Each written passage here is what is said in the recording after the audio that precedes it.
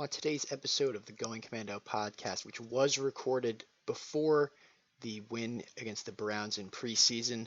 We got a lot to cover, specifically new ownership, additions and subtractions to the team. We'll finish up with a segment we like to call Random Thoughts. It's been a while, but we are back. Without further ado, let's get this show started.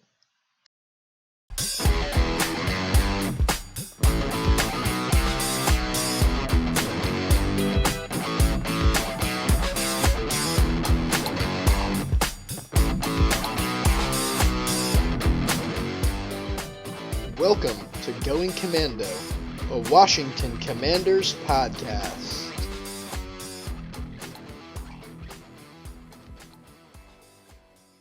Hello and welcome back to the Going Commando podcast. Boys, it's been a while. I'm here with my co-hosts Chris and Clark. How you guys feeling? It's been a while. I haven't seen you guys since the draft with our friend Jacob. Yeah, it definitely has been a while, but no, it's good to be back. There's a lot to be discussed. A lot has happened since we last met, and we're all together here. So I'm looking forward to it. I'm looking forward to the season. We have our first, preseason game of the season just this Friday. So, literally just a couple days away. So looking forward to really getting back into the swing of things here. Indeed. It is good to be back. Football season is upon us. I believe that there will not be another week until February without a football game being on, whether it's college or NFL. So it is indeed the best time of the year. And I know we've been on a bit of a hiatus, folks, but with football season ramping up, we will be back in action with new episodes of the Going Commando podcast coming out on a more frequent basis. Absolutely. And you talk about looking forward to the upcoming year. We do have Browns versus Commanders on Friday night. I know I will be watching. I assume you guys will. Yep. Sam Howell will be starting. Deshaun Watson apparently will play a few series, so it'll be very interesting to see how that all goes. But boys, I think it's time we tackle the elephant in the room, and it's probably the biggest story coming out of Washington since our last podcast. And it's a day I wish we could have done this on the day of, because it's a day that we have dreamed of as fans for probably most of our fandom. I mean, I can't think of many specific moments besides, Terrence Knighton and Josh Norman signings and other things where I looked more forward to this. But the change in ownership has finally occurred. The Josh Harris bidding group wins out on the Commanders bid. They put up $8.5 billion, apparently. This is the largest transaction in sports history for a team.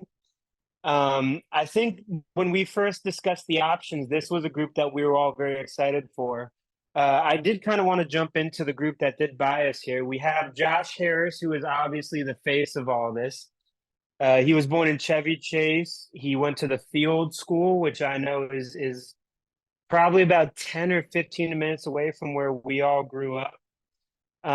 He graduated from University of Pennsylvania, an Ivy League. He got his master's in business from Harvard, another Ivy League.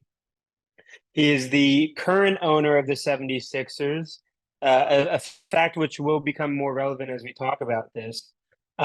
He is also the owner of the New Jersey Devils, the NHL team, a guy who focuses on a lot of philanthropy. And also, interestingly enough, a guy who is noted for his change in workplace culture. He's very big on diversity, inclusion, and equity within the workplaces that he is the boss of. You also have Magic Johnson. I mean, a name who I think speaks for itself, NBA champion multiple times over, NBA MVP, current executive with the Los Angeles Lakers. A guy who overall should really be the face of this team going forward, at least with the publicity side, but because he seems to have that down from his NBA days. One of the people that we all are very excited about personally, Mitchell Rales, born in Pittsburgh, Pennsylvania, but raised in Bethesda, Maryland, which is sort of our hometowns. Went to Walt Whitman High School, our alma mater, University of Miami grad. And then a name who is actually pretty important to this, who I'm surprised is not getting more publicity or recognition, David Blitzer, who is a half of the group of Harris Blitzer Sports and Entertainment, which is Josh Harris's sports and entertainment business, where the 76ers and New Jersey Devils are sort of consolidated. Uh, New Jersey guy, owns a lot of soccer teams, even owns 25% of the Cleveland Guardians, who ironically enough are the other team to have sort of gone through this sort of name change experience with us.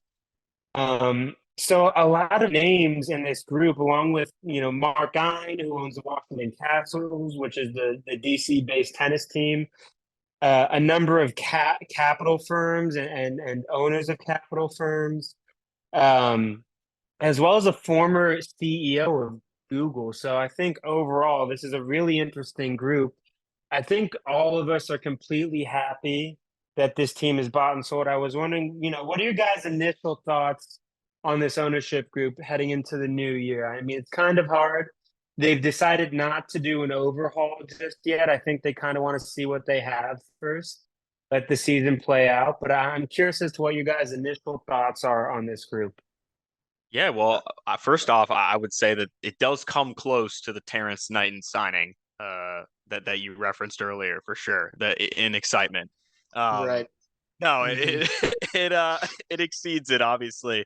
No, it's great. It really is great, and it's a breath of fresh air for the fan base. You can already see the ticket sales are off the chart. I know myself and Clark are going to the season opener on September 10th at home. And I usually buy my tickets just a couple days before, a week or two before, and it's dirt cheap.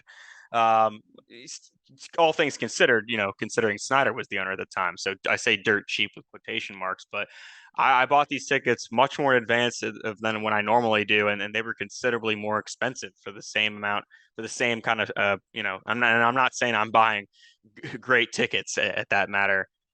They're definitely nosebleeds, but just seeing that there's clearly a more of a demand for tickets. There's more energy around the team, coming into the season, and they're doing the little things right already. Things that Snyder could never do properly, or was too lazy to do, or too blind or full of himself or whatever really to do. Right. I mean, it's the little things. For instance, like one of the first things this ownership group did was practice got started, this offseason. And historically, the fans would come to practice to watch. You got to get there early because you just got to get your spot along the fence, or else you can't really see. There was nowhere really the elevated area to be even watching practice, and you think that'd be a no brainer, right? But one of the first things the Harris group did when they came in is they put bleachers around the training field and the practice field down in Ashburn. It was something as simple as that had not been done by Snyder, and it instantly allowed thousands of fans to be able to watch practice, and they've had excellent turnout. Better turnout that they've had in recent memory at training camp so far this offseason. So just goes to show you there's a renewed energy with this fan base. All we need really now is to win. That is what it will come down to. That's usually what it always comes down to. But I think this is a special circumstance where our fan base might have a little bit more patience, based off of the last 20 some years that, they just had to endure. It is the little things like you said, just seeing fans actually active and at training camp, because that was something that you wouldn't really see beforehand. And, it's a renewed interest. When I've come into DC, when I've, been back around the area, I feel like I've seen some jerseys. I've seen some people representing, at one point in time, this was a team that the city rallied behind. And one thing that's interesting with the ownership group is, how so many of them have ties back to this area.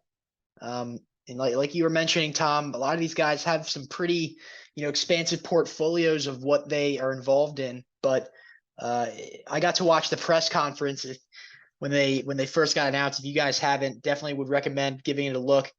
But listen to that also just maybe feel real confident in the people that we've put in place, at the head of our organization. And although many of them have other, endeavors, they're all guys that are from this area and know what this team means to, the diehard fans. And I think that, having that level of connection is going to, prove to be a very good thing moving forward. And, hopefully it means that the guys that we've got in place, are making this team their number one priority. Absolutely. And I think one of the interesting things to talk about with this new ownership group, and Chris kind of mentioned it, is that they seem to be taking a more fan-based approach. I know I sent this to Clark and Chris. I believe you also saw this too, but there was a 33-minute YouTube video about the astounding errors in the former ownership. I'm lucky that we do not have to reference the former ownership by name anymore. One of the most aggressive attacks towards the fan was on Fan Appreciation Day. There was $25 parking for the fans. And I think that when you take a more fan-centric approach, you start to bring back the people who we may have lost in the name change and who may have just, stopped following simply because we weren't that great of a team for the past, however many years you want to point to. I mean, we were in playoffs and played Tom Brady hard in 2020, and obviously we were all really excited for that. But otherwise, I mean, this team has had a lot of issues in the past. But one of the things I do want to talk about with this new ownership is ironically the lack of change that has happened. Now, I know it's kind of hard to step in and immediately kind of clean house for some people, especially with a team like this where we feel like we have so much star talent and we have so much promise, and we definitely have the ability to elevate as we go forward. But I was wondering your guys' opinion on this. Do you believe that this is going to be, feel it out year? Do you think that we make changes middle of the season if things aren't going right?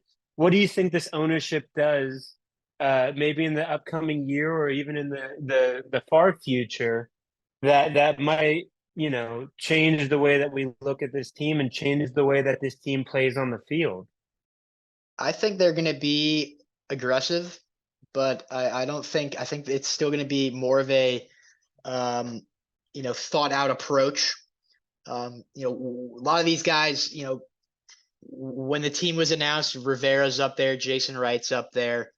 I don't think Mayhew is up there, but Mayhew's still around. So, all of the old faces and guys that, were once of the old regime, like you said, are still in place. And I think for a lot of those guys, this year is going to kind of be a big prove it year because, all these Harris and Rails, Johnson, all those guys probably have their own connections and their own guys that they would want to bring in to help run the show.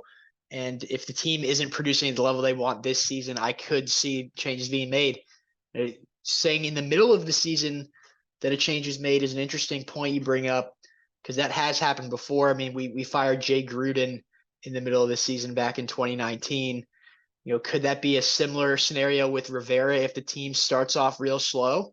I wouldn't be so shocked if that were the reality. However, given the state of the roster and kind of expectations, you'd hope that they wouldn't be in that position that early in the season. But again, who's to say? But overall, I would not be shocked to see changes made. And I really think that it's just going to come down to, how well the team performs this season. Yeah, this offseason was pretty weird in our history because it was kind of like largely without ownership, if you kind of think about it. And Rivera and company have kind of been operating pretty independently throughout this whole time, kind of, I guess up until now. We made some moves early on, in off season, and we'll talk about that, shortly, but and made some more now, more recently, but they've been kind of without ownership. So it definitely is a prove it year, like you mentioned, Clark. Um, there's a lot kind of riding on this year for Rivera, whether he's, going to be, welcomed back next year by this group, or if they're going to be cleaning house, or if we'll see different personnel changes in our coaching staff and move into other areas. And there's just a lot. There's definitely a lot to unpack there. So we'll see. I don't expect any big changes, really. I think they're going to let this year kind of play out for the most part. I would be kind of surprised to see, staffing changes mid-year just because of kind of what kind of coach Rivera is and kind of typically the backing that teams will give him that he's coaching. I would find it hard unless we are off to an abysmal start, which, I guess our track record would state that's possible. So I guess anything truly is possible, but um, I'm not anticipating big moves or splashy changes during, this year from the ownership group, really. Let's not forget that Rivera has been fired in the middle of a season before by the Carolina Panthers. And you better not forget that it came off the heels of a loss to the 2019 Redskins that quite possibly one of the worst That is teams true. that we've gotten to see in our time as fans. Absolutely, and that's a great point. I agree with you guys that I think that there may not be immediate changes. However, I wouldn't be surprised if midway through the season, if we're sitting at 2-4 even, and hope's not lost at that point. But I think you might see Rivera out of here. You could see a lot of the other names out of here, such as Jack Del Rio, maybe some of the sorry, not quarters, position group coaches. Um, but one of the things I do want to talk about, and this is kind of my final question here, Josh Harris is the owner of the 76ers, and one of his most notable moves as the owner of the Philadelphia 76ers was greenlighting the process. Now, for those who do not know, the process was this idea essentially of the Philadelphia 76ers putting out a below subpar team, arguably one of the worst basketball teams ever fielded, in order to get higher draft picks and kind of build the team into what it is in the more modern day, which is a team that's been to the playoffs 5 times in the past 5 years and has an MVP in Joel Embiid and got that through the process. Now, I was wondering for you guys, I mean, obviously you can't necessarily clear house the same, and in the NFL, it's a lot harder to tank because these guys are playing super hard, and the disparity between athletes is so minimal at this point that honestly it comes down to preparation mostly. Could you guys foresee a season or even a series of seasons where we do go through a process like rebuild, where we say, hey, we're not looking great. We have this guy, and this guy, and that's about it. There's a draft coming up where we see a guy that we think changes the entire identity of the team in the future of this franchise in this guy. And do we go for that sort of process like rebuild where we tank for it? Do you guys foresee that being a possibility, considering Harris has already green lighted it once in the past? I honestly think that this team, has too much talent and young talent at that to be in a position to tank or to rebuild or to do a clean slate rebuild. Like I think a lot of the pieces, I think we'll see, how things go, of course, but I do think a lot of the pieces are there. And there's also pieces there that are just unproven, but I think I don't think that the roster the way it is today, lends itself to another rebuild like right away. But I guess anything, of course, as we said, anything can happen with new ownership, and they could completely have a different idea or play style or just strategy of what they want to do and what kind of product they want to put out there. Yeah, in terms of a process like rebuild, like you said, it's a lot easier to do in the NBA than it would be in the NFL.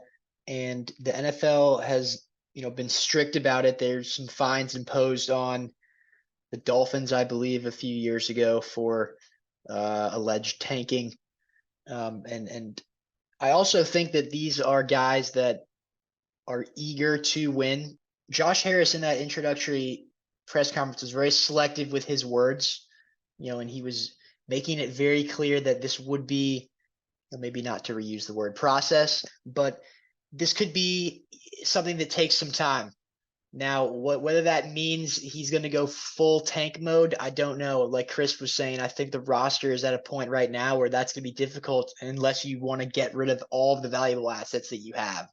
And, with the state of the team and what it's been, and, I think they just want to attract fans. And again, another thing you talked about was building the fan experience back up to what it once was.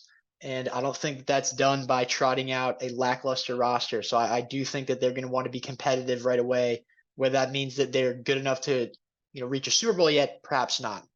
Absolutely. And I think one of the reasons why I do bring this up is because we do have some key guys, not necessarily the entire team, but we have key guys in certain spots that are looking at contract extensions possibly.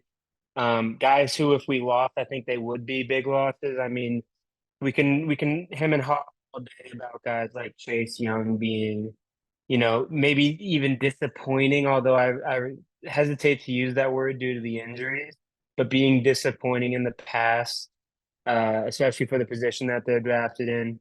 You have a guy like Sam Howell who's really young, and this would be his, if he starts the entire season, this would be his first season starting as an NFL QB. You have a lot of pieces that are on short contracts that could easily be moved out of here, but I think it's important to note that these would be a lot of, major subtractions from the roster in the future should we lose them. So that's the only reason why I sort of bring up this entire process idea. Yeah, I mean you're totally right, Tom. I mean we've had a lot of movement. Albeit I mentioned earlier the offseason was relatively quiet, and I think that's just because we didn't really the names aren't massive. But we did make significant additions, as well as subtractions, from our team.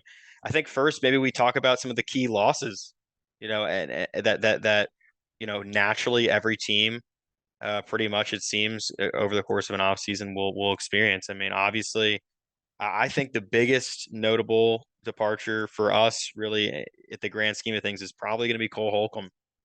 I think that's overlooked a little bit, heading into the season and what we've done to really address that. I mean, we can start by taking a look at that group if you guys would like. It's honestly a group that is undervalued by Rivera and company and just this whole defensive scheme, quite frankly. I mean, rarely do we see any more than two linebackers on the field, at a given time, in this defense. Oftentimes, maybe even one, just because they like to run with a lot of DBs or sometimes five front sets. But I think Cole Holcomb was the guy that ran the defense rather, called plays, right? So, obviously signing a guy, Cody Barton, from the Seahawks, to kind of a cheaper deal to try and replace him.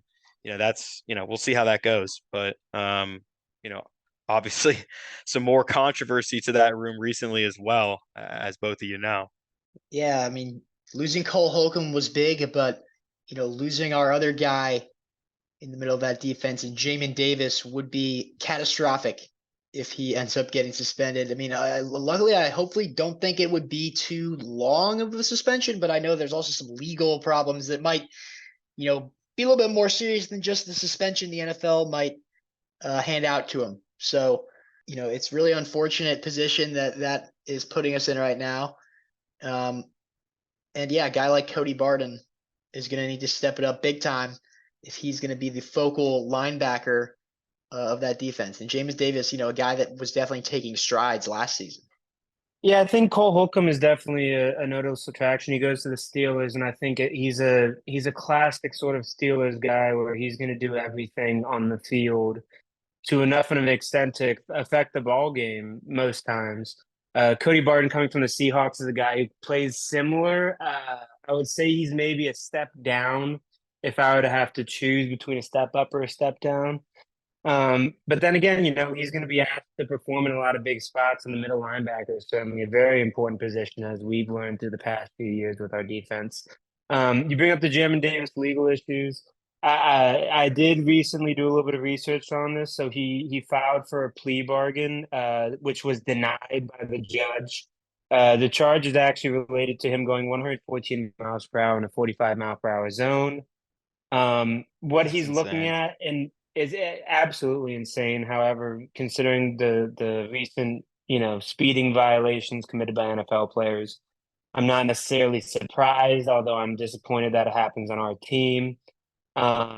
He's probably facing about 30 days in jail. He's definitely going to have his license suspended and going to be facing a pretty hefty fine, if I were to say so.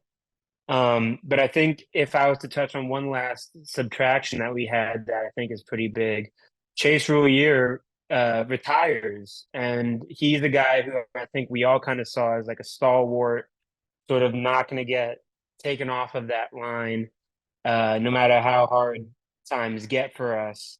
So to see him retire, I mean, I hope he finds happiness and enjoyment in retirement. It's gonna be really hard to replace him. I know that we get Nick Gates replacing him in that position, who comes from the Giants and he's gonna be asked to play basically immediately, and that would be my other big subtraction that I'd want to talk about. But otherwise, the subtraction on this team were luckily minimal, but they were certainly important guys.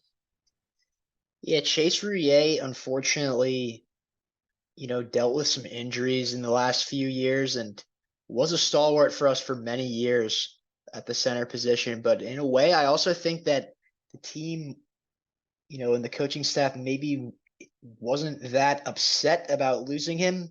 They tried to address the interior of that offensive line, especially with the sign of Nick Gates to be the new center.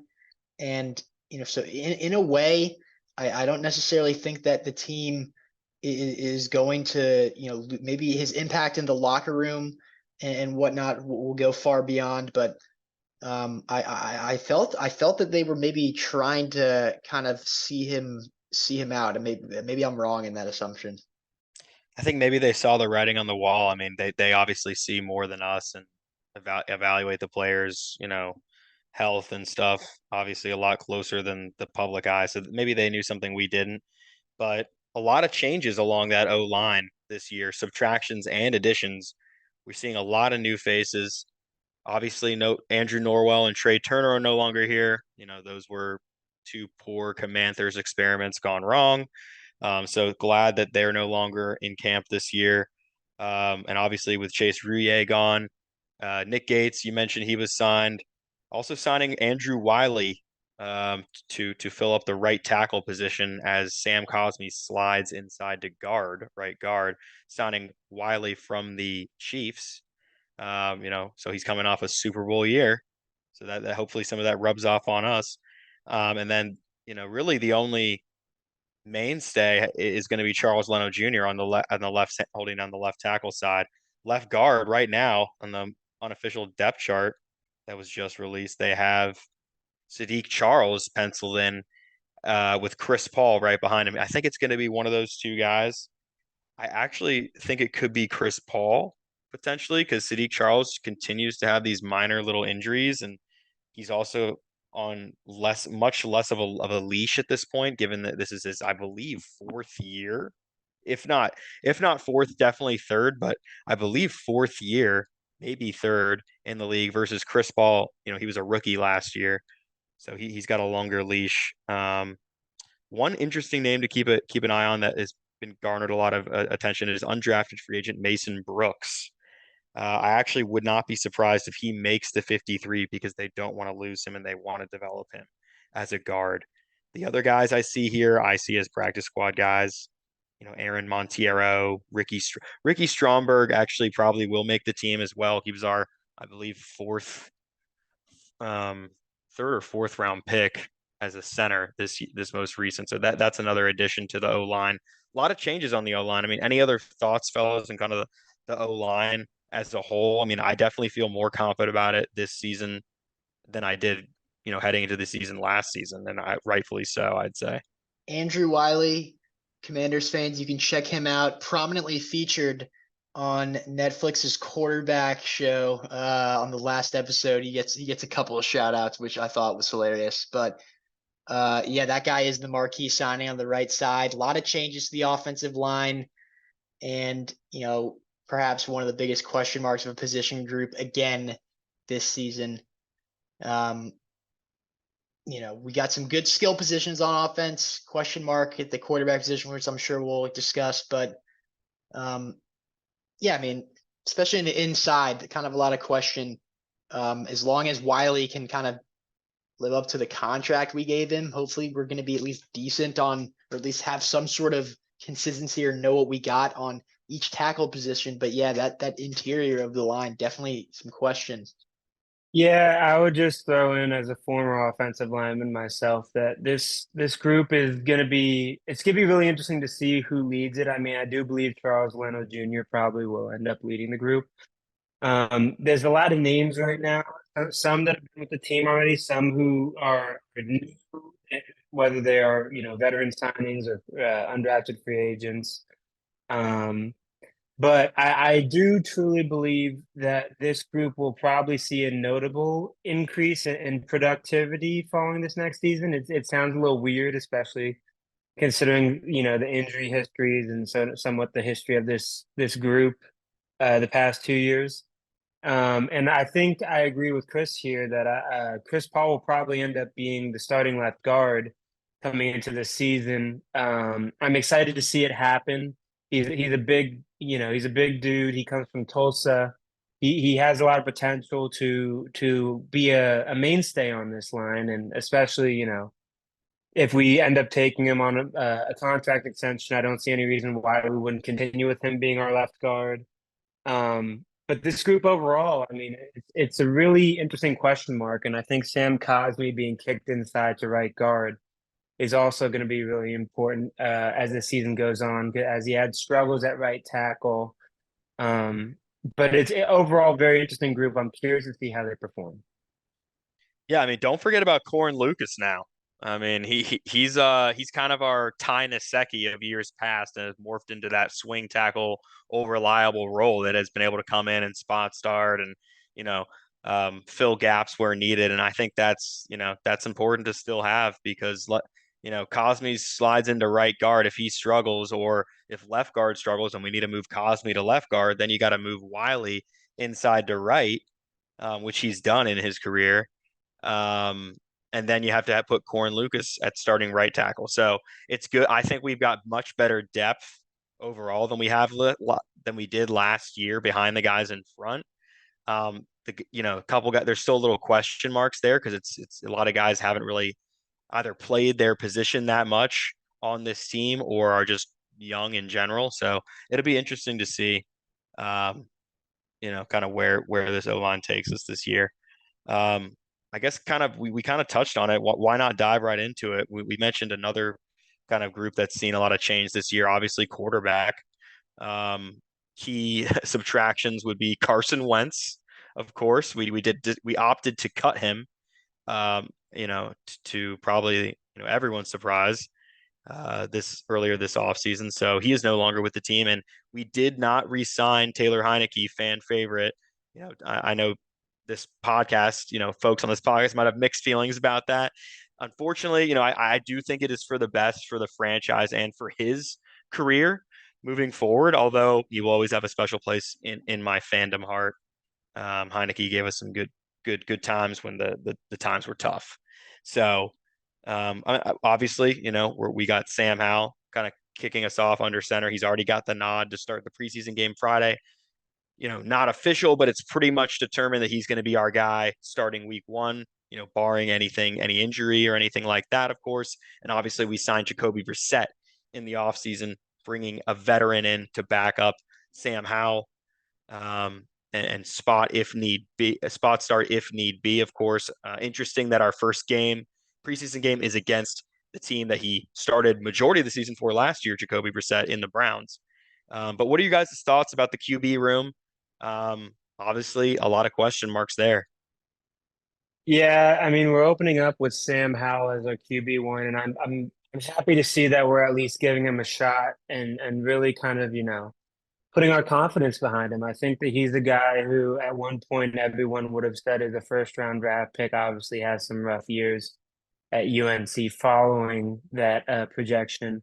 But I'm curious to see what he can do. He's been looking pretty good in the clips that we've been seeing out of training camp. He's obviously pretty mobile, which is not something which was necessarily highlighted in the draft process or much last year. Obviously, we saw him scrambling for a touchdown in preseason last year. I can specifically remember that, and he did rather well against the Cowboys at the game that me and Clark went to. As far as Jacoby Brissett goes, I mean, I think you put him in if you're trying to go 500. He's a great quarterback. He's got a lot of experience. That's not to poo-poo the guy, but he's coming in and it's his first year. He's got to create a lot of chemistry with the guys quickly if he truly wants to succeed. But I don't foresee him starting unless Sam Howell has a really tough start to the year and things really aren't looking great. Jake Fromm is an interesting guy, a Georgia Bulldog, a guy who kind of was there before they were national champs. He was somewhat touted as a recruit coming out of high school. I believe he spent the past year on the Giants, and I believe the year before that he was on the Colts. But he's certainly an interesting guy, and I'd love to see what he does in preseason to see if he sticks on this roster. It is a fun name, definitely, to be in the QB room. Like, oh, Jake Fromm, you remember him playing at Georgia. His NFL career might not have panned out as many thought, but I will say I am looking forward to watching him in the preseason. I digress.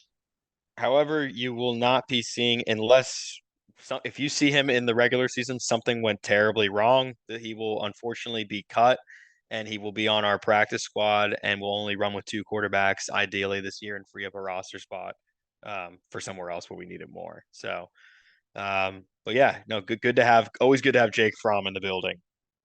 I mean, yeah, no, I do think that Sam Howell, has a lot of potential. I mean, I think that last year he had that kind of lowered his draft stock at UNC wasn't his fault. He had to kind of change his offense around a little bit there, how he ran things. He lost a lot of weapons and protection up front. So, I think he's a guy that people kind of forgot about a little bit, with the hype of some of these new quarterbacks and, the fact that he slid to the 5th round and things like that. I think he's hopefully got a good chip on his shoulder and wants to really prove himself, but he does also seem pretty even keel kind of guy, really, from what I've seen in interviews that I've heard him spoke. So I'm excited, and we'll just kind of have to see what happens there.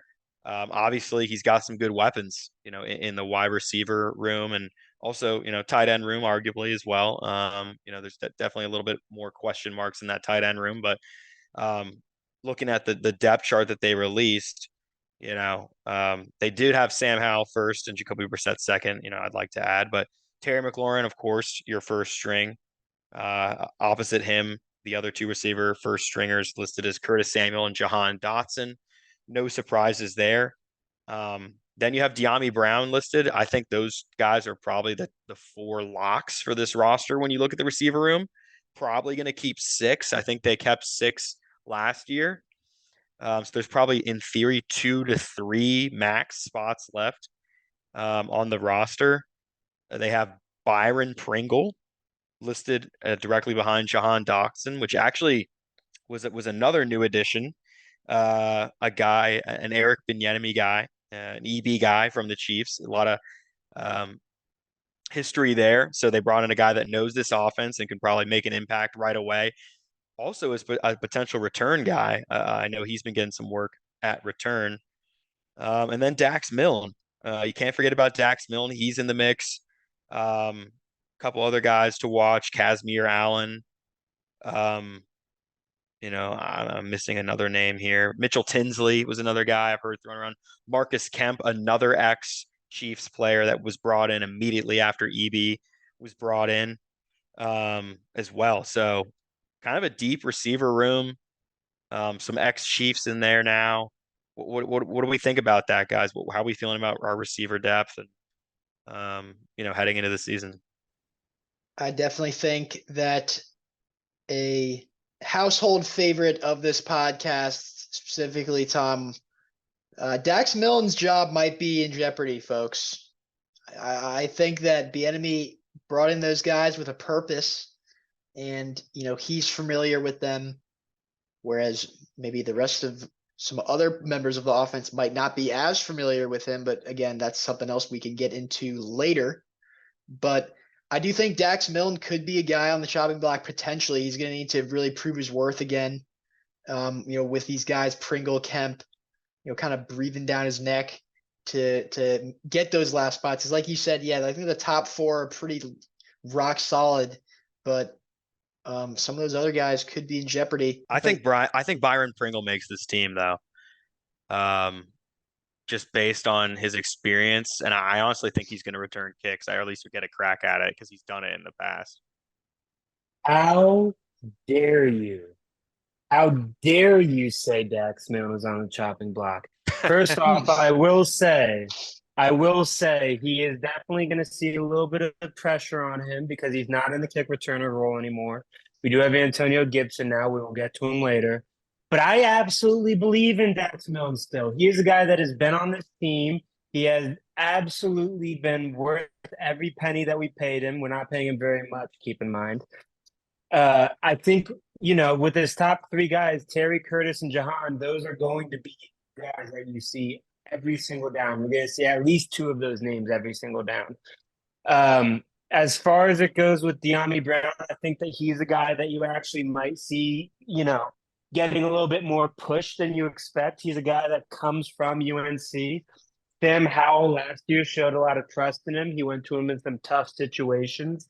I can specifically remember a 3rd down where he took a chance on a ball with De'Ami. Now, De'Ami did not come down with it, but it's important to have those guys that your quarterback trusts around him, especially in his rookie year. Well, not his rookie year, but his first year truly starting, to kind of keep him comfortable. Byron Pringle, I absolutely believe, is probably a lock for this team. I mean, he comes from Kansas City. He knows the offense.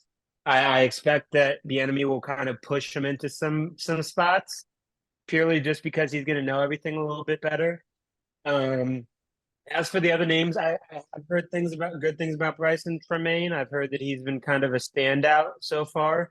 Kyrick McGowan, a guy who we didn't really touch on, but has been with the team the past 2 years, a guy who has somehow stayed on this roster. Not to say that he's not talented, but purely just because we don't see him touch the field much. Marcus Kemp, a great name to have on the roster. However, I do see him getting cut. As for the other guys, Mitchell Tinsley, Zion Bowers, Jalen Sample, I think those are all practice squad or cut guys. I'm not necessarily sure who you keep there. I definitely believe Bryson Tremaine is probably going to be on the practice squad by the end of this year. And just to quickly touch on it, I know that it's a bit of a sore subject for all of us because I think we're all in agreement that the tight end room for the Commanders is the worst in the league. I see this room having a lot of issues in the future. Logan Thomas has already had injury issues throughout training camp. Cole Turner, surprisingly, has sort of jumped John Bates and been taking first team snaps. I think they see John Bates as more of a blocker and Cole Turner as more of a receiver. I've also heard Curtis Hodges, the former ASU Sun Devil, has been getting a lot of run with Logan Thomas out. So I think that there's definitely some names here that are locks as it were. I would honestly hope that Logan Thomas gets cut before the regular season purely just because he hasn't been producing and he's been having these injury issues and it doesn't seem like anything's changing with him. And it kind of feels like the book is out on what he is and what he can do for your team. But otherwise, I mean, this is probably the biggest strength of our team is this receiving core, and that's even with the lackluster tight end room. I agree that the receiving core is the gem of the offense, but I think Logan Thomas. First off, I've been hearing good reports out of camp about Logan Thomas, and now he's been looking kind of like his old self.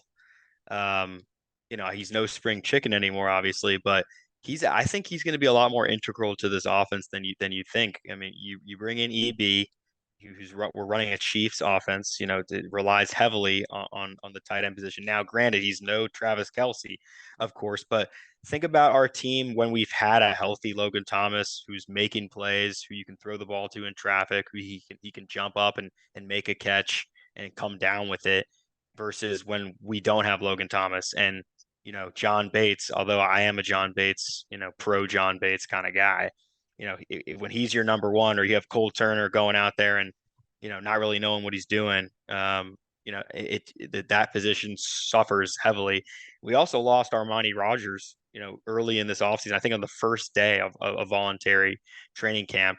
he tore his Achilles or something like that, and he's out for the season. So that was another guy who, undrafted free agent that made the team last year, and we saw get involved a little bit in the offense under Scott Turner, of course. But we without him, I think it comes down, hey, do we keep three guys? If we keep three guys, we know who it is. It's Logan, it's Bates, it's Cole Turner. If we keep four guys, you throw in Curtis Hodges.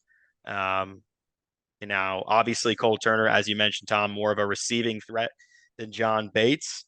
All three of those top guys named, Logan, Bates, Turner, they're all making the team. It's just a matter of how involved in the offense Turner is, how good Logan looks. Does he look like his old self? And Bates is pretty much Bates. But yeah, I think it's not the best group in the NFL. I don't know if it's the worst. We'll see. Well, obviously the front office didn't think it was bad enough to make any additions at all. Right. I mean, this is the same three guys that were the tight ends last season. It was unfortunate. Logan Thomas minus Armani.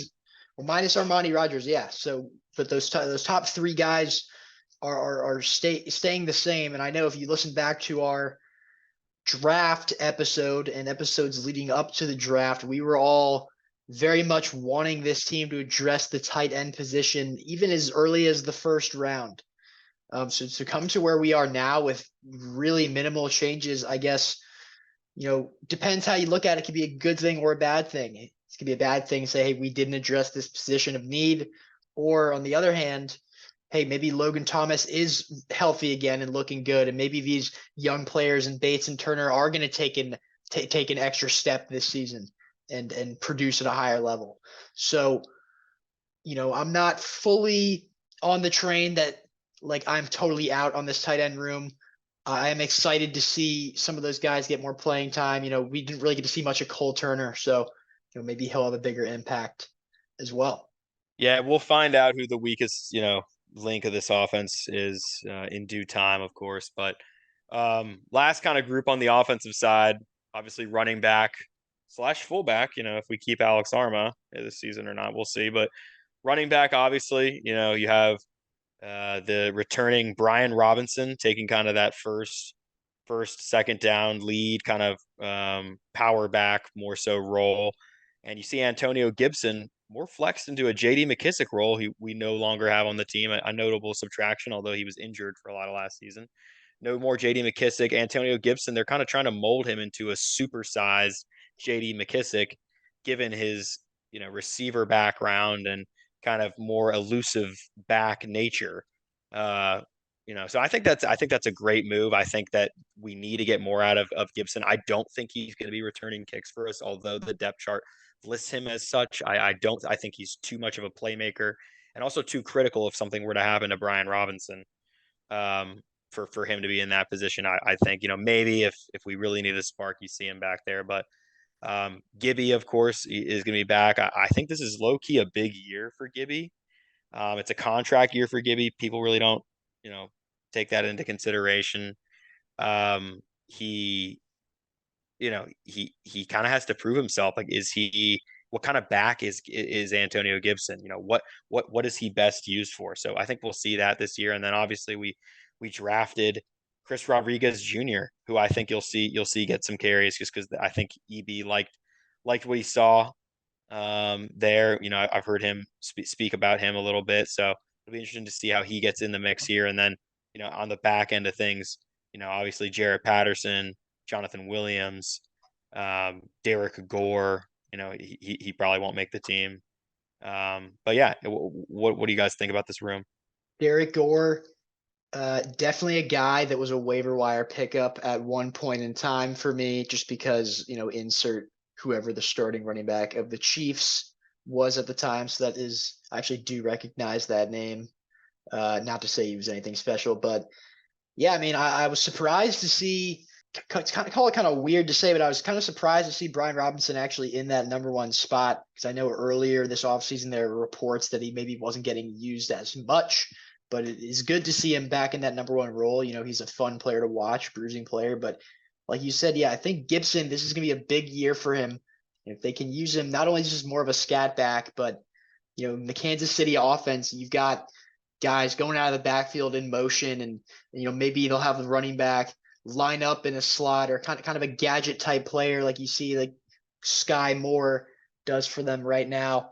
If Gibson could kind of play that kind of role, I think he'll be a very valuable member of the offense and a pretty valuable fantasy option for those fantasy heads out there as well.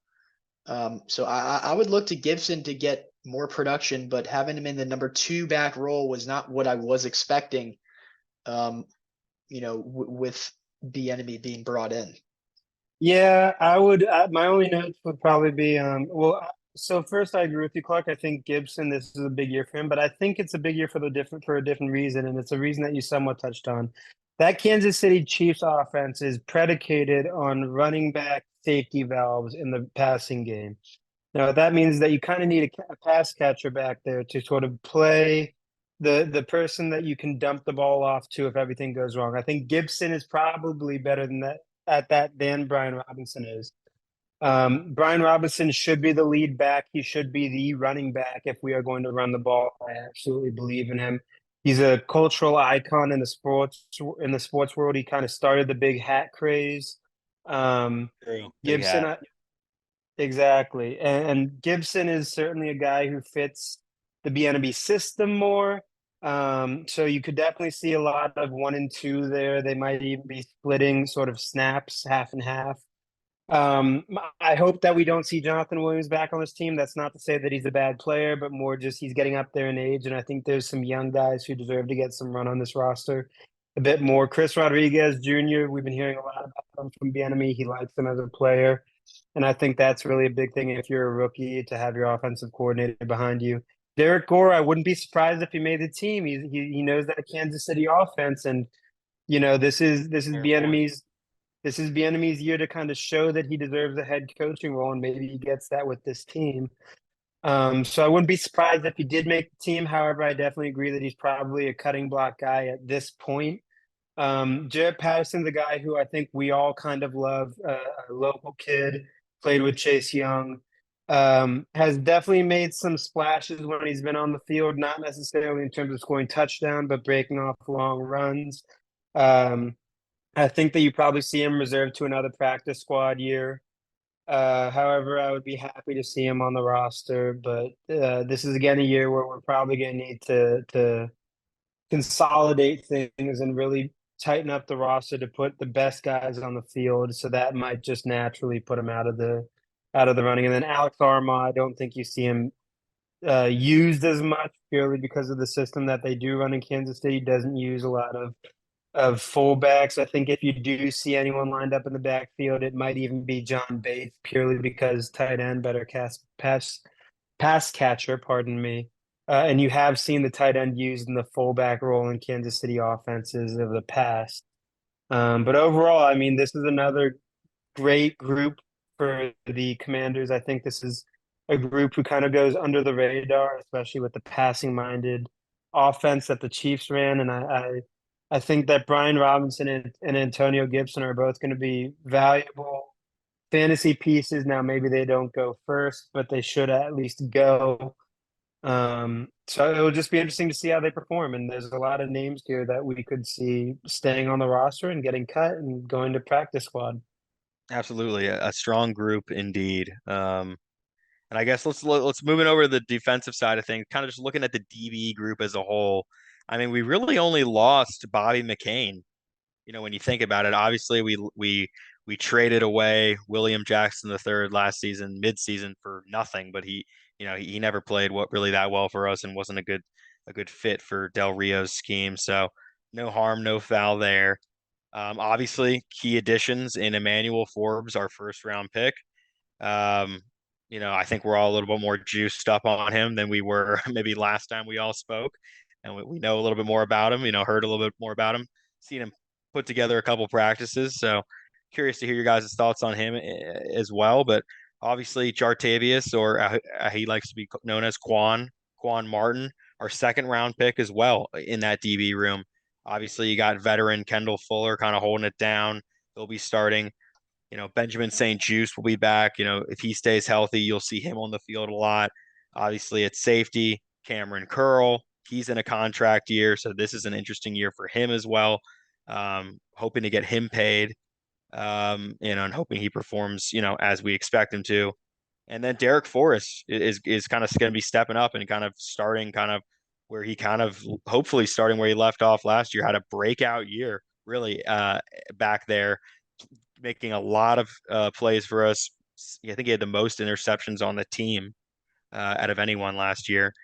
So really hoping to see him continue that upward trajectory. Defoe, very impressed by him. Obviously, you got backing up the safeties, good old All-Pro Revo, our boy Jeremy Reeves, who made his first Pro Bowl last year as the special teams guy. He'll be back on this team, don't you worry. Percy Butler will be on this team as well. Kind of a toss-up for these last couple cornerback spots. You got, Rashad Wildgoose, who I hope makes this team. Hope the goose stays loose. Danny Johnson, he'll probably make this team again. But he actually was cut at the start of last season, so and then worked his way back onto the roster later. So who knows, right? You got Tariq Castro Fields, the guy who they brought in last year, got injured right away. Christian Holmes, 7th round pick from years past, I think last year. Be interesting to see if he's able to crack this roster this year again or not. What are you guys thinking about that DB room? I would say it's hopefully an improved, but a lot of question marks. It's kind of young still. It's definitely young. I think one of the biggest things that's really a measuring stick is that a lot of people around the NFL have kind of said that this is an up and coming room. And that's purely probably just because of how young it is. I mean, outside of Kendall Fuller, a lot of these guys are below the age of 28. And I think it's refreshing to see a lot of the same names. You bring up Cam Curl having a contract year. This is also Jeremy Reeves' contract year, which was supposed to be last year. But they only re-signed him to a 1-year deal, and he's certainly a guy with a lot of value. I think there's a lot of expectations for this room, and I think if all the guys are healthy, then we have one of the best not backfields, but defensive backfields in the NFC East. Benjamin St. Juste stepped up into a really big role. He's a great lengthy corner, kind of a Fabian Moreau 2.0 kind of guy. He's certainly a great cover guy. Emmanuel Forbes, I may have spoken too soon about him, but he still has not played a game. And he looks slightly larger than what his draft numbers might have suggested. So I have hope for him. Quan Martin is another guy who we drafted this year. I think that you see him get some run, especially because, we take him, I believe, in the second round, actually, I believe. Mm-hmm. And he's a really smart, good-looking corner in terms of the way he plays.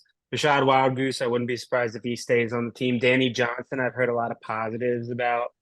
And I think outside of Christian Holmes, a lot of these guys are chopping block practice squad guys. That being said, Christian Holmes is the guy who I think we said deserved to get a little bit of run, and hopefully this year he does. Looking at the safeties, I mean, Cam Curl needs to stay healthy, but if he does, he's probably one of the top safeties in the league. Derek Forrest coming off of a big year, I think that he continues his momentum. He seems like a guy that doesn't run too hot or too cold. He seems pretty even keeled.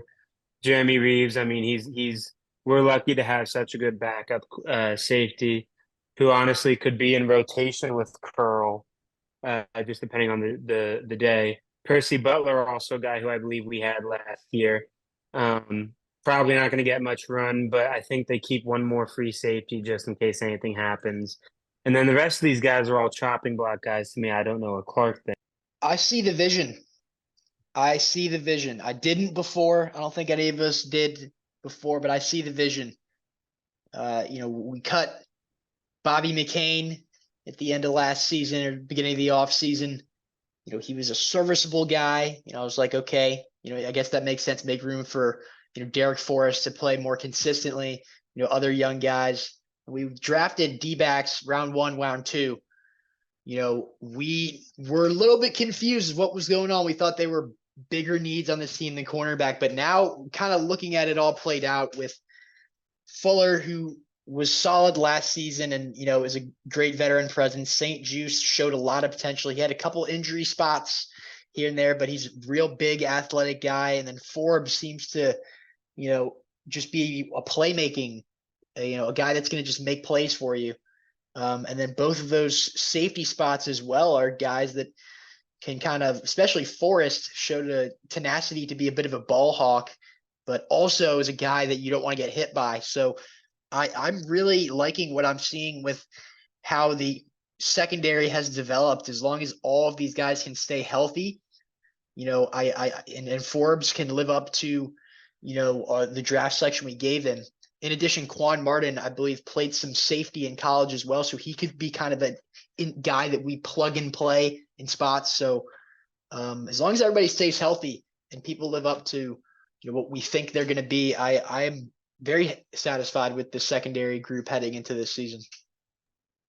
Yeah, exactly. And you know that Ron and company love their positional flex.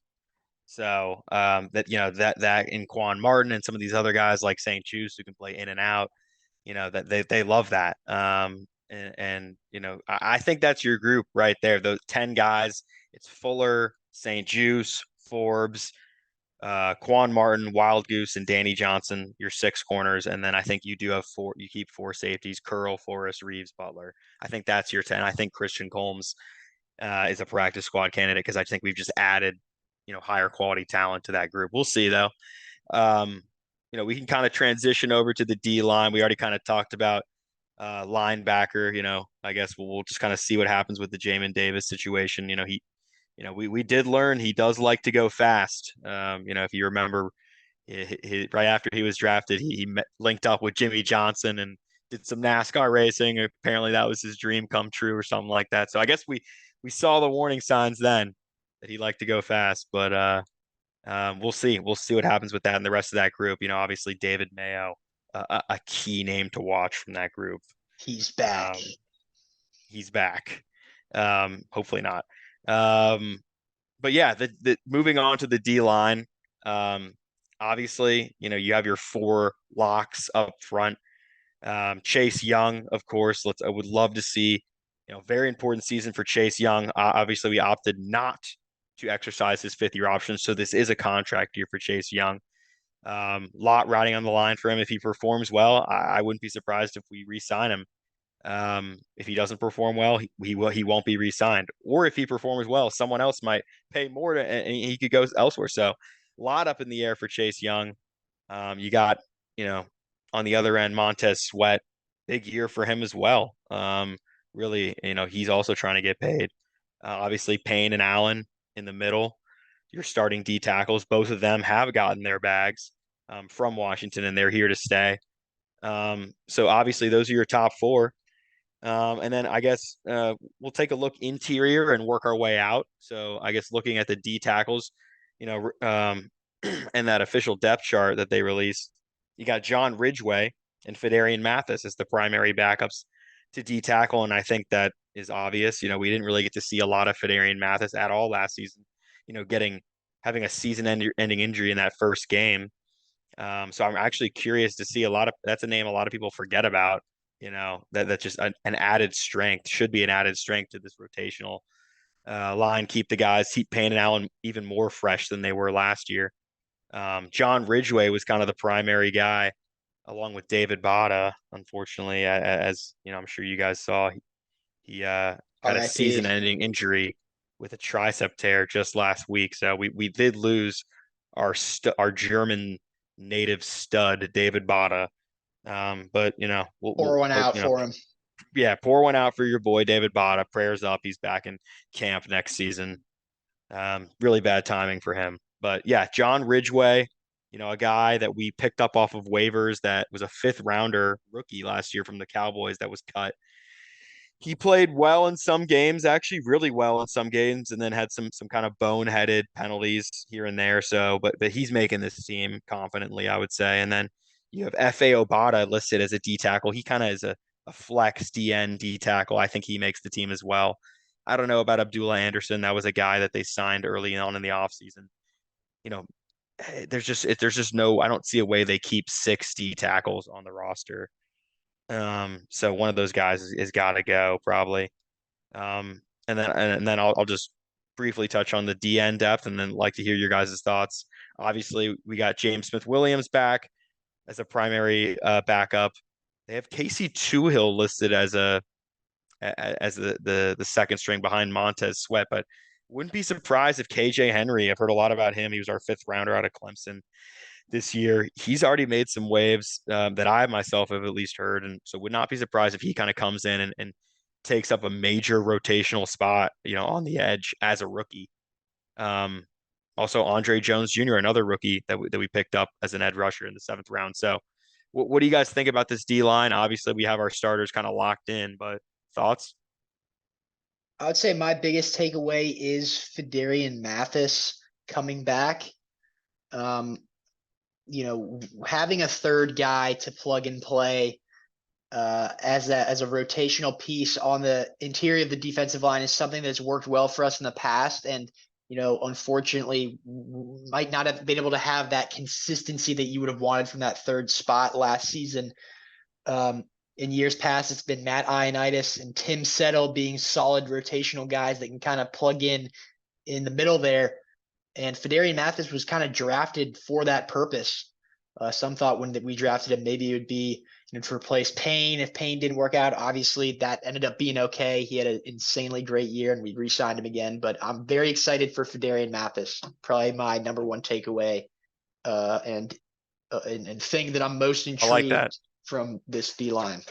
Yeah, I gotta say I agree with most of you guys on this. I think you do keep James Smith-Williams and KJ Henry specifically. I think you see Casey Toohill finally out of here, sadly.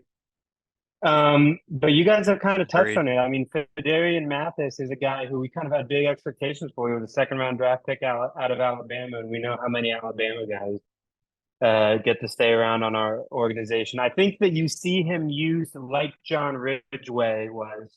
That being said, I think you keep Deron Jonathan, obviously. I do think you keep both of them, Ridgeway and Fidarian Mathis, and you see some of these other guys be put into different roles. That being said, I could be completely wrong, and if Fidarian has another injury, then maybe you do see a guy like Efe Obada make the team again, or maybe even a Benin Patoe. I will say that the one note I have seen about Fidarian Mathis in training camp is that he was going up against Mason Brooks in practice, and Brooks got the better of him on one of the drills, and don't sleep on Mason Brooks. Exactly, and the guys were hyped up, and they called for a rematch. And supposedly round 2, Mason Brooks puts Fidarian Mathis in the dirt. So interesting to kind of hear those stories. I wonder if that'll have any effect on Fidarian Mathis's role within the team. Maybe you do keep a guy like John Ridgeway who was able to make plays in that 3rd role rather than Fidarian, but I personally see it as Fidarian's role to lose at this point. And one last addition that I did want to talk about here is Eric Bieniemy. There's been a story that has been going around that players have actually gone to Ron Rivera saying that he's been working them too hard. And, Ron Rivera kind of got his foot in his mouth here by saying that they needed to talk to the guy and that he kind of deflected their sort of criticisms onto Bieniemy when he's really supposed to be the guy that's supposed to be talking it out with him. And maybe it's something that we don't know about in the organization. But me personally, my view on this is that, these are NFL players, right? And this team has been in a position every single year to make the playoffs at one point and then they get eliminated, or they just have not been looking good at all. I mean, outside of 2020, we have not looked like a playoff caliber team. And even in 2020, you can argue that we didn't look like a playoff caliber team. With these guys having an offensive coordinator who has been to the Super Bowl multiple times in the modern era, in the past 5 years even, who has worked with some of the best players in the league and who has been around the best offensive head coach in the league, for them to go up to the head coach and kind of say this stuff, it's a bit disheartening. And I don't think that these players have any concept of how lucky they are to be working with this guy, A, and B, they don't know what winning football takes, quite honestly. I mean, they haven't had any necessarily impressive years recently. They offensively have looked worse than the defensive side of the ball. And I think that Bieniemy is trying to change the culture around there and trying to get these guys to work towards this playoff spot and trying to earn the respect of the fans in the league offensively. And not only that, Bieniemy is auditioning for a head coaching role. He wants his stuff to work. He wants the team to succeed at the very end of the day. So I personally don't like that the players went to Ron Rivera. I think that Ron Rivera handled it poorly, but I also think that he was trying to kind of, shake off rumors that his job might be done for, all but done for, with another bad season, and that Bieniemy might be taking his spot if we do offer him the head coaching role and he likes the guys and the guys like him. So that's my take on it. I'm curious to hear what you guys got to say. Yeah, I honestly think this reflects more poorly on Rivera than it does on Bieniemy, because a head coach should not be the one that is, creating more drama and, stuff to put on the bulletin board, for your team. He's put his foot in his mouth multiple times, most notably not knowing that we could be eliminated after the loss to the Browns last season. But, this just isn't something that the coach should be airing to the media. You shouldn't be airing your team's dirty laundry like that to the media. And, the fact that some players had concerns, sure, that is concerning. But like you said, this is a guy that is coming from a place where his standard is very high. And, they've won championships and had success. So, I think that this guy does need to have a decent amount of responsibility, and Rivera needs to, have the trust in him to make that happen. And while saying not that Eric Bieniemy is going to be a for sure thing, we still have to see how this works out, him in a new role with new players around him. But it still, to me, feels like Ron Rivera is more to blame here. And, if Eric Bieniemy is, maybe fired up a little bit too much or shown a little bit too much, to some of the guys, understandable. But it doesn't concern me that much. Yeah, I mean, I think this is another example of times where we had to kind of call into question, Ron's like in the moment critical thinking or decision making. Um, but I like EB in the building. I'm so happy to have him over Scott Turner. I love the intensity that I've been hearing about. I think this also reflects poorly on Ron in another way that, hey, you don't hear the Chiefs players, at their training camp in years past, complaining that it was too hard or that the workouts were too tough, right now, or that he's being too harsh in practice. Maybe things weren't being run hard enough, especially in the off season here, in years past under Ron. We kind of know Ron. He's firm, but maybe he's not going to get up in your face and scream at you. Maybe that's what our team kind of needs to light a fire under their ass, so to speak. So I'm all for it. I love that EB's here. The only downside is that if he does super well, which I have every reason to believe he will, and really improve this offense and lead us to good games and good offensive wins, is that he might not be here. He does so well. He's setting himself up to be a head coach, somewhere else next year. I guess there is a weird scenario where Rivera doesn't do a good job, but we still think that EB does a good job, and they move him into the head coaching role here. I mean, that is a scenario. But not going to be thinking about that. I'm thinking about this season right now, and I like what I'm seeing so far.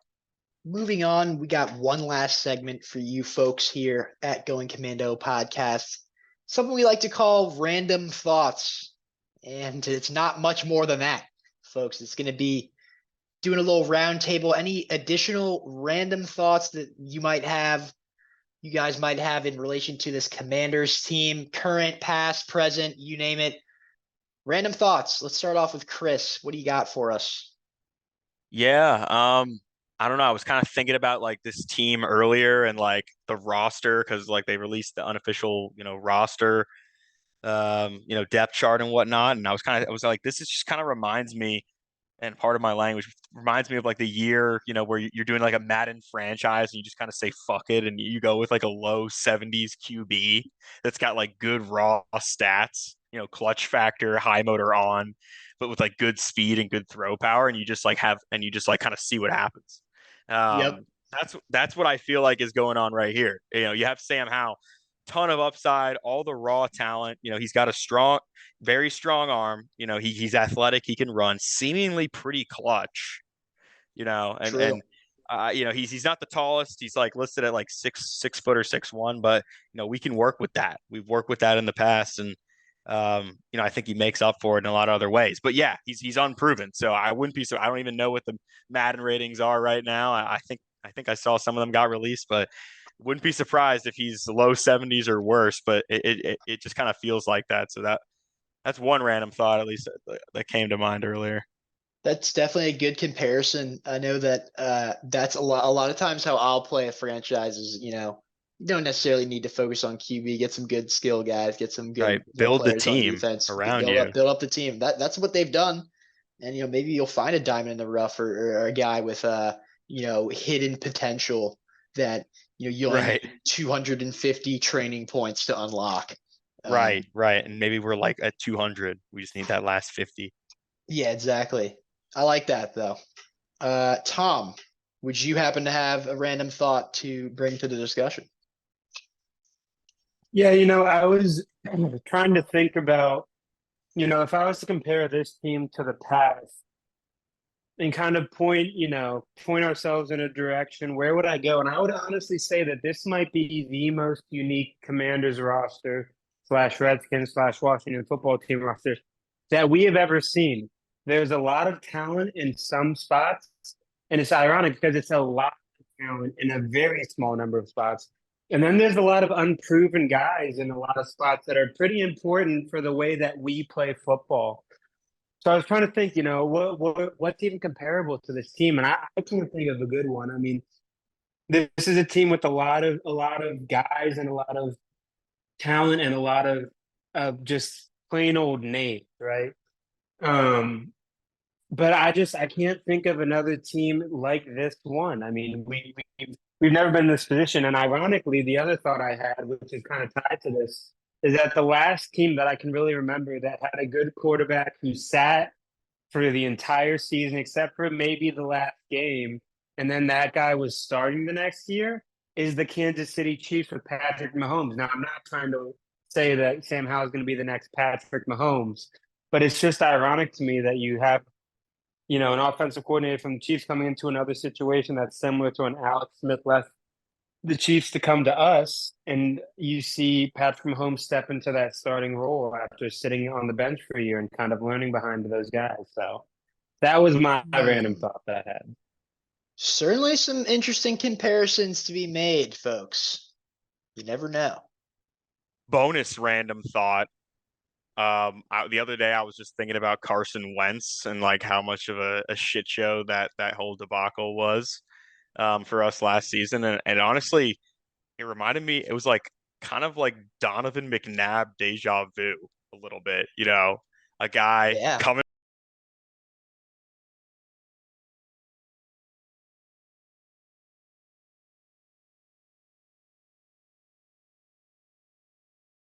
veteran reach-ed, sign him to a big deal. Like we did take on a heavy contract.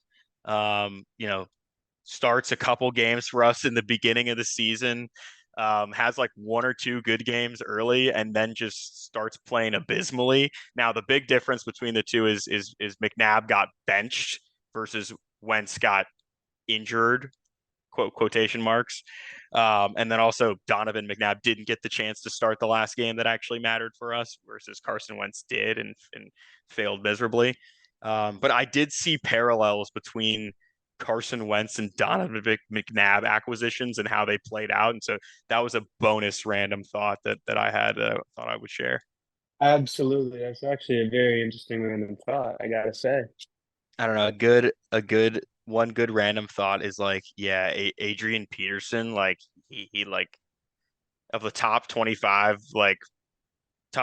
seasons of Redskins history, uh Adrian Peterson had a top 25 like rushing season for us. It's like kind of and with That's 1,042 yards. That is a fun that's a Kind of fact. good one. sad. That's a fun Number fact. 25. I It's more of mean, a fun fact or trivia, but I mean, it's definitely something to bring to the table, though. I mean, we loved AP during his time with the team, for sure. Will we see perhaps Brian Robinson's name etched into those history books sometime soon? Sure, he's out. We can only hope. We can only hope. All you need is a 1,000-yard season, and you're basically in. So Those are some great random thoughts, gentlemen. And for us here at the Going Commando podcast, we will see you with next time we will be having our Around the NFC East mini pods, as we will call them. These will be about 30 minutes. We will have some fun, interesting guests. We will have a fan from the Cowboys, a fan from the Giants, and a fan from the Eagles. So keep tuned for that. Until then, HTTR and HTTC.